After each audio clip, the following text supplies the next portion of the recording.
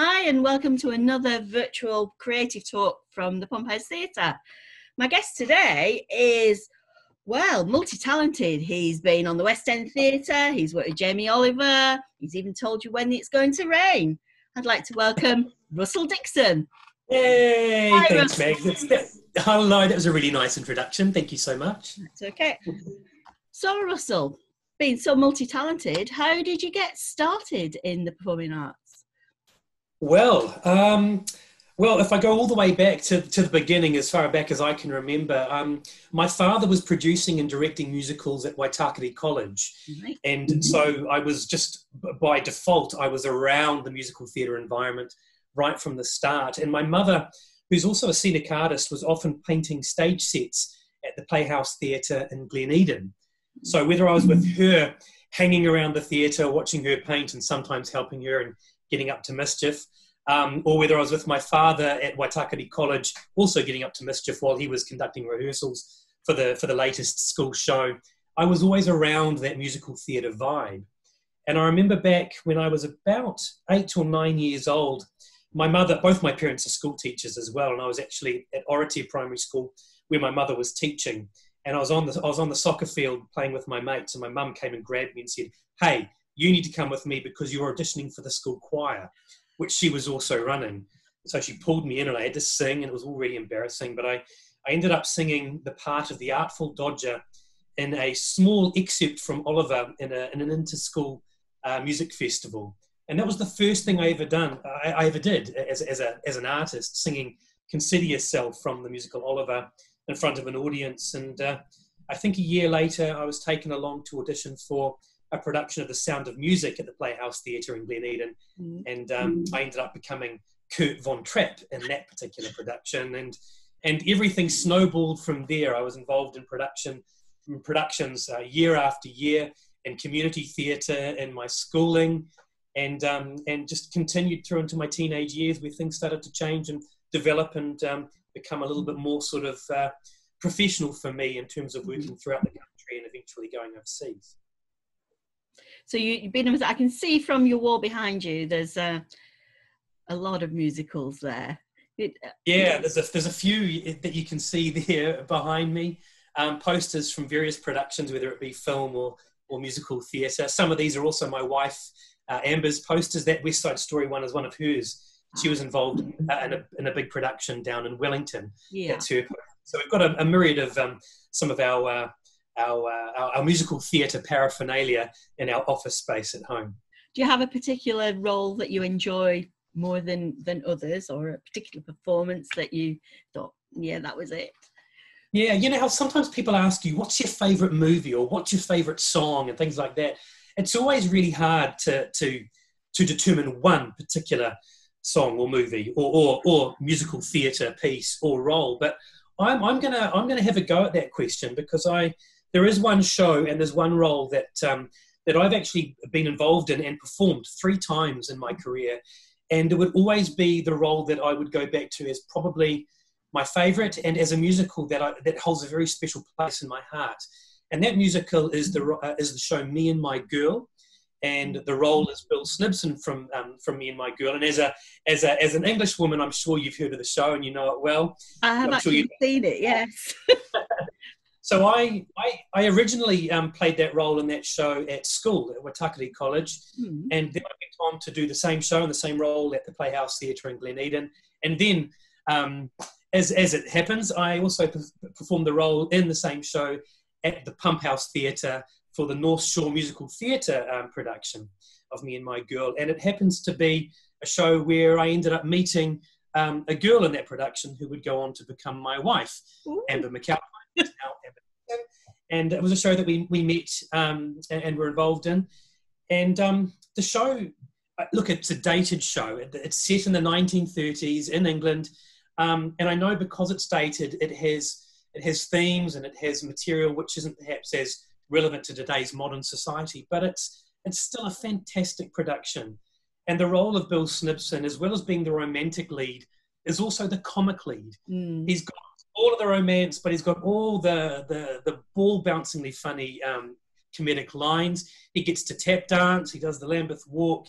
He's on stage almost the entire show. It's a demanding role, but so satisfying as well. So I haven't played it for a number of years, and I may be getting too old now, but if there was another opportunity to do that show and to perform that role again, that would be one that I would certainly pull out all stops to be involved in.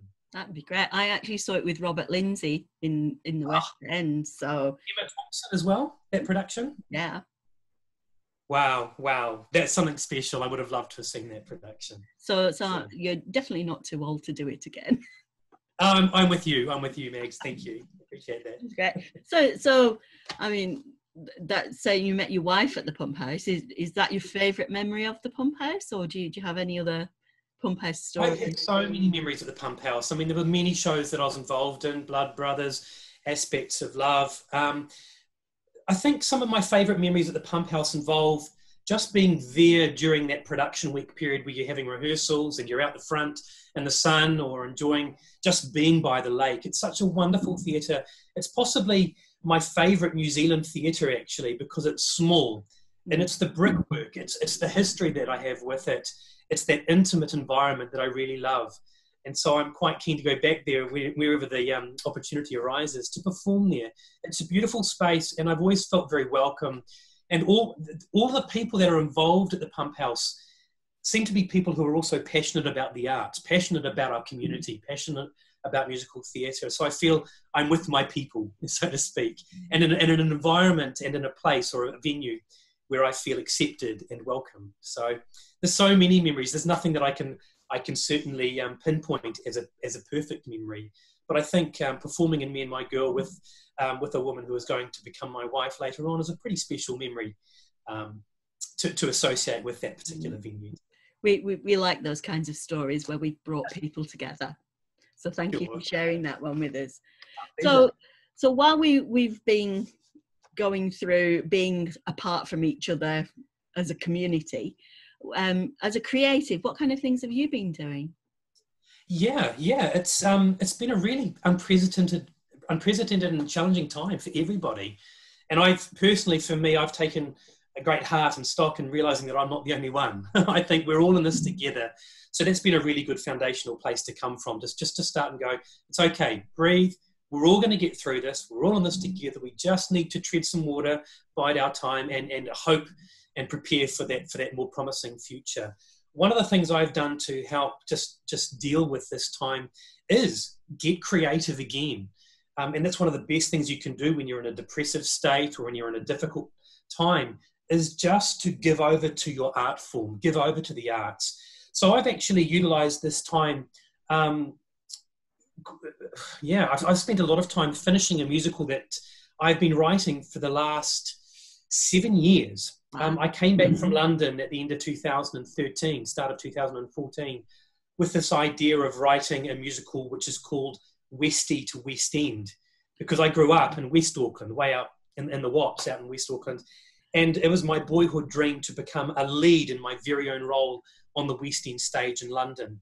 And I ended up achieving that. And it's not something that a lot of Kiwis have done. There are plenty of Kiwis who have done it, but probably only a handful.